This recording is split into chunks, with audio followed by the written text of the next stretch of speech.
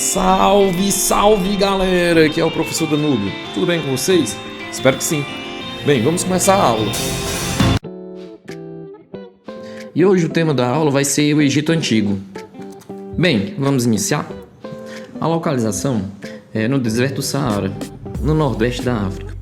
Bem, vamos para as características. É um império teocrático, onde o faraó tem a figura máxima, segundo a representatividade deles, seria uma entidade de Deus na Terra.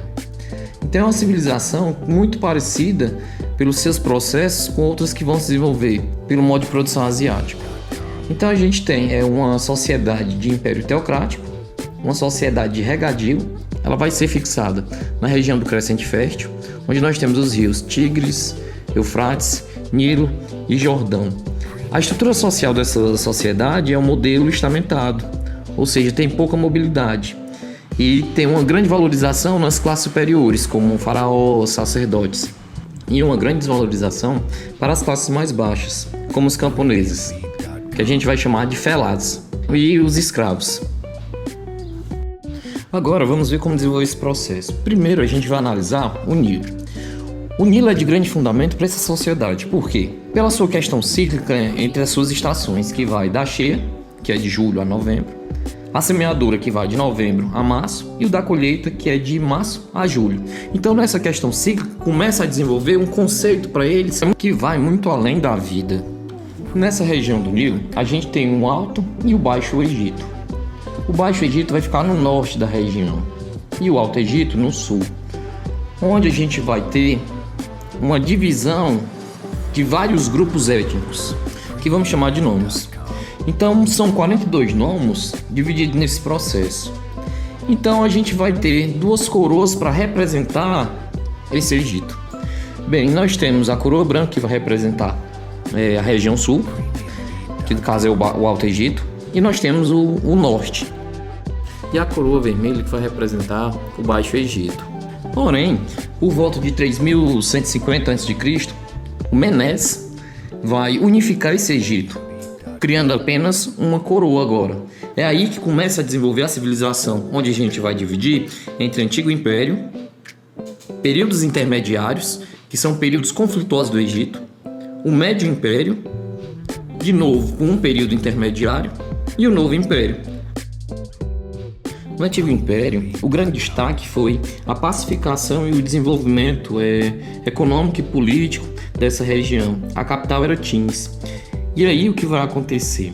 Para essa estabilidade era necessário o faraó mostrar ao povo o poder. E como é que ele mostrava esse poder? Nas questões arquitetônicas. Quanto mais ele construía e mais grandiosas fossem as construções, mais poder era representado para a comunidade. Aí a gente tem as grandes pirâmides, que é Kéops, Khafre e Mycerinos. Porém, esse poder começa a enfraquecer quando deixou de ser construído essas grandes obras. Então a população começou a se rebelar. E com essa rebelião houve os períodos intermediários, onde o primeiro são lutas internas, principalmente pela fragmentação do poder, que no caso a centralização pelo faraó, e agora começavam os nomos a quererem ter autonomia. Então, com essa fragmentação do poder central, enfraquecendo isso daí, houve esses períodos intermediários, esses conflitos internos, até que vai ser unido de novo e vai se chamar de Médio Império. Então, a administração do Médio Império vai ser dominado pelos tebanos, por volta de 2040 a.C. Aí o que é que o faraó vai fazer? O faraó vai ter um grande desenvolvimento, que incentiva a cultura, ele vai desenvolver a economia e principalmente o comércio da Núbia. Porém, aí nessa região do Nilo tem outra civilização também que habitava, que eram os Hicsos. Então eles viviam, vamos dizer que como iguais, porém os Hicsos começaram a dominar terrenos dos egípcios. Nisso daí começou a perderem territórios, gera um sentimento de revolta entre os egípcios e começa uma guerra. Os Hicsos, eles dominam por volta de 170 anos, vão dominar o Egito. Porém, isso daí, os egípcios vão travar guerras e vão retomar o poder. E nessa retomada de poder vai ser chamado o período de Novo Império. O primeiro grande feito foi a vitória dos Hicsos. e assim reunifica o Egito.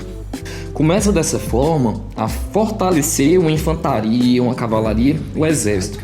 Os egípcios eles vão passar além de muitas muralhas, eles vão dominar o reino de Cuxi, Fenícia, Palestina, Síria.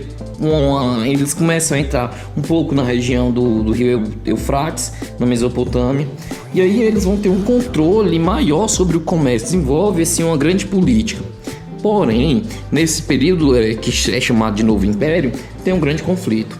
Amenófis IV, que é o faraó, que ele vai se chamar Akenaton posteriormente, ele vai querer enfraquecer o poder do sacerdote. E como vai dar essa dinâmica?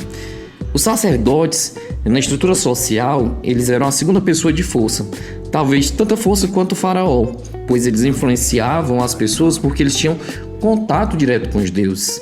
Então, dessa forma, Akenaton, para enfraquecer o poder desses faraós, ele quis fazer com que o Egito, em vez de ser politeísta, vários deuses, ele vai converter para apenas o monoteísmo. Só que dessa forma, o que acontece? Há um conflito de choque cultural, porque se uma religião é politeísta, eles adoram vários deuses, entre eles Osíris, Íris, Ra, vai haver apenas a questão de cultuação de um único deus, que era o Atom, que era o deus do sol. Logo, há um choque cultural e a população não aceita isso.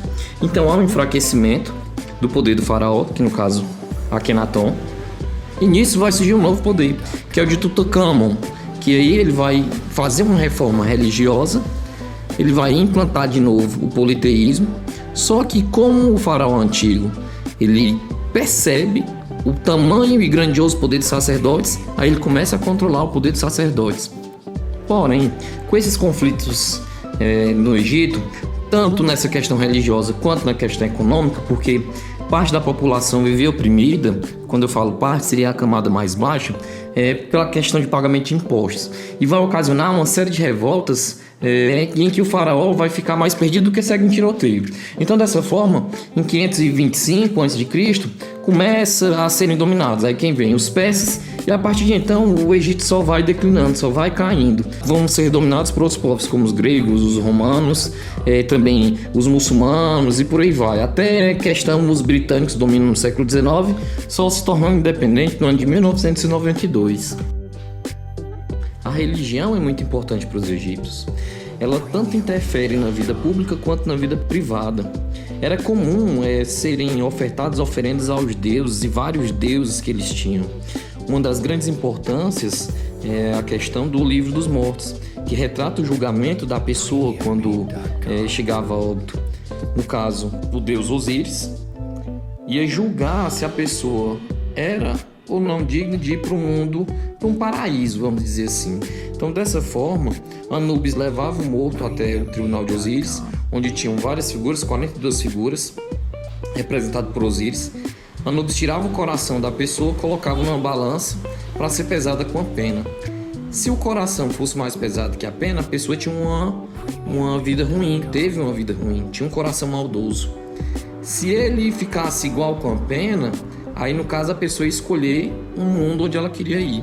E se o coração fosse mais leve que a pena, a pessoa tinha um coração bondoso, então ela ia para o paraíso. Pessoal, esse foi um pequeno resumo da aula, espero que tenham gostado e tchau!